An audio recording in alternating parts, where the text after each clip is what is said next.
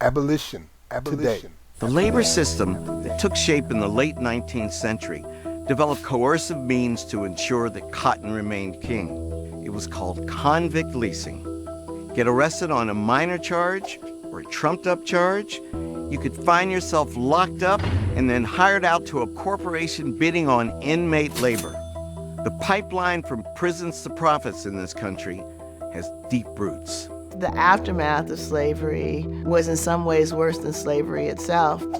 Unlike before, when someone who owned you, driving you too hard was counterproductive because you would lose your investment. Convict leasing was different. You could get them cheaper, and if you actually drove them to death, there was more where that came from. In the 13th Amendment, which ends the institution of slavery, of course, there is a loophole. Convicts who have been convicted of a crime, they actually can be forced to work for free. In Alabama in 1850, 99% of the people who were incarcerated were white.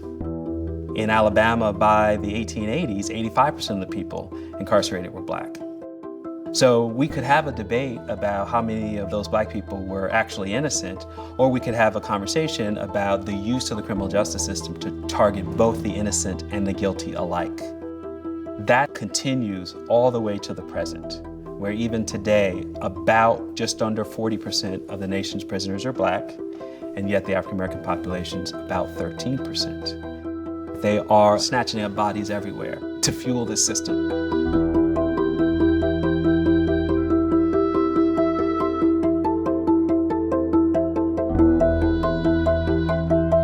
The idea in which more money can be made out of their incarceration is still very much part of our criminal justice system.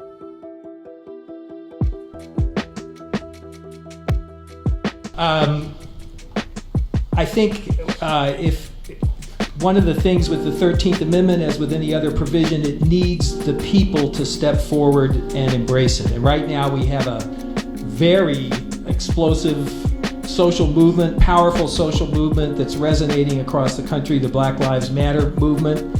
I think the 13th Amendment is an ideal vehicle for that. People don't tend to think of it because of the victory of the enemies of the 13th Amendment in limiting it to its historical purpose of eliminating chattel slavery. But it's sitting there waiting to be grabbed.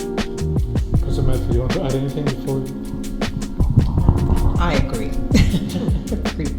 I think that there are so many opportunities that amendment does, it opens many doors. I think what has happened in the past is that because our Supreme Court changes from generation to generation, we go back to square one. And I think that perhaps if there was some other mechanism to make these changes, it would be great, but it seems that that is the only way, because we're talking about a constitutional amendment. But yes, it does become problematic. Well, you know, I would tell the gentleman to read Abraham Lincoln, who's also cited in my book. And Abraham Lincoln praises the framers of the Constitution, many of whom were slave owners, and he knew it. And he said, because they could not resolve this issue there and then, they left it to their progeny to do it. And that's what the Declaration of Independence does, as I've explained in my books too, as Abraham Lincoln explained over and over and over again. The same men who wrote and adopted the Declaration of Independence, which talks about the natural rights, the unalienable rights of the individual, not just white men, not just men, not just white, but every human being, set the stage for, at some point, the abolition of slavery. This is Lincoln's position.